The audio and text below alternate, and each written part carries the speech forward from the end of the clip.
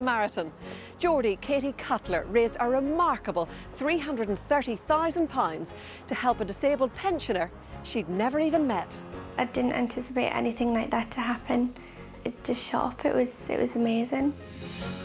From one inspirational story to another, we hear the extraordinary account of one man's triumph over adversity. Hi, I'm Nick Vujicic, and later you'll be hearing about my story, how I transformed my life from a life without limbs into a life without limits. And I'll be catching up with Nashville-based singer-songwriter Jen Bostic, and there'll be a special performance from her too. A little grace.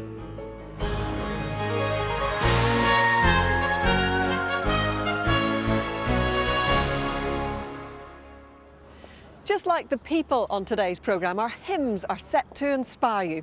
And we begin with a classic from Charles Wesley from just up the road from here in Gosforth.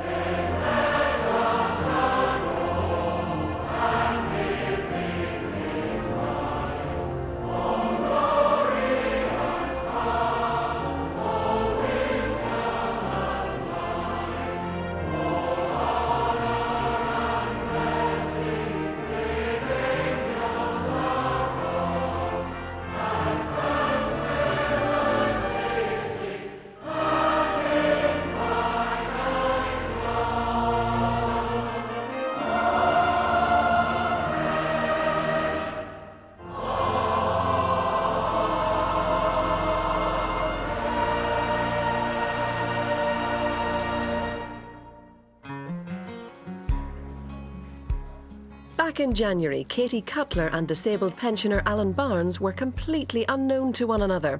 Now they've struck up an unlikely friendship.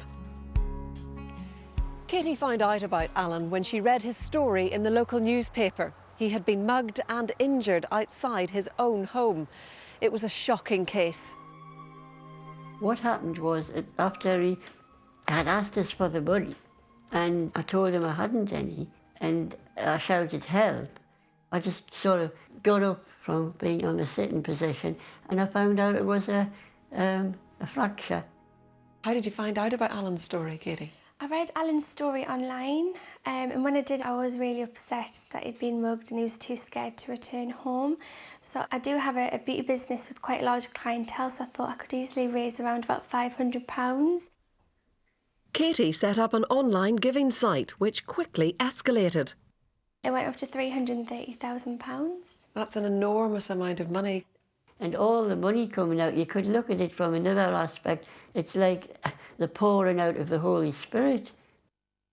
Every donation that we got, I would get an email and the people would say, like, donations from Australia, America, Yemen, Russia, literally all over, China, Hong Kong, Japan, literally all over the world. And the very first time you met each other was in front of all the cameras and reporters. I imagine that was quite strange. Well, when we first met, it was Alan's sister. Hello, nice to meet you. She gave us a hug. Are you all right? How pleased are you Katie came into your life? Yes, I'm pleased. She's just a kind person. Good. It's emotional. Yeah, it was. I just knew I wasn't going back to that house. I don't know why, whether it was God saying you have to move on to something else. Look at that light. Yeah. That's really nice. And move on he has. With the money, he's been able to buy a terraced house just round the corner from where he used to live. And he welcomed in the local news reporter to proudly show off his new home. Electric fire, cupboard there, cupboard there. It was a bit like a dream, really. It was just something I thought happened for people who were famous or, important, like the royal family. All I had was a fractured bone, and I thought, well, that'll heal eventually.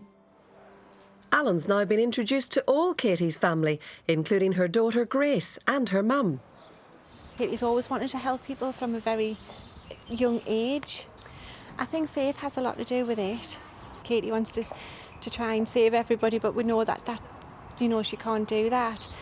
But she'll try her best to help as many people as she can. I'm constantly being asked for help of people for all different reasons. Someone wants to take their child that's dying on holiday, and I find that really hard. Sorry, I'm going to get upset. That's okay. So I find that hard. Yeah. Because obviously you can't help everyone. But Katie continues to raise money for those she can help. Katie to me is, I'm going to describe as an angel of the north. And what Katie did next is even more remarkable, as we'll find out later. Now, as our next hymn tells us, when it comes to hearts of gold, Jesus is a pretty good role model.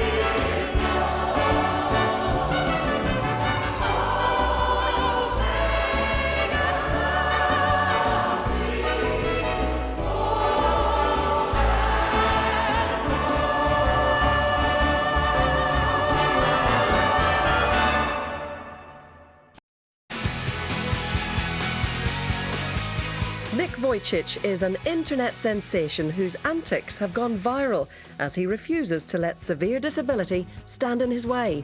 They call it phocomelia, which means a baby being born without limbs with no medical reason.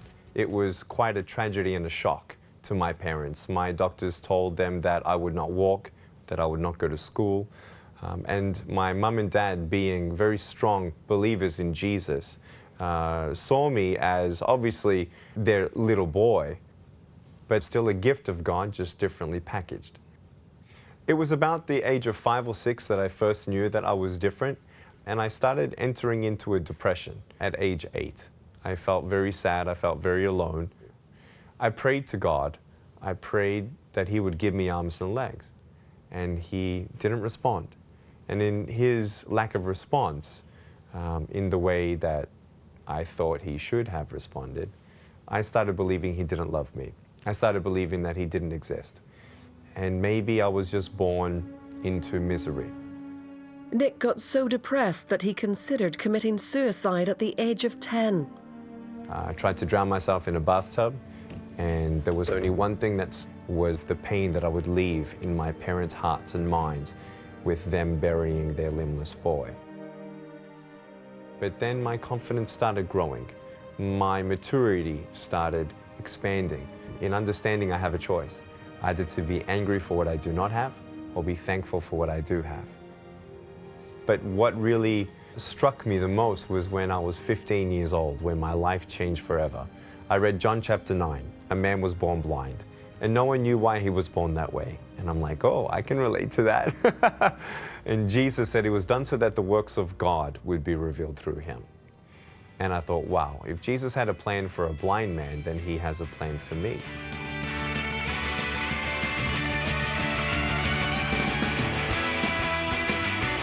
Thanks to Nick's faith and positive attitude, it seems like nothing can hold him back.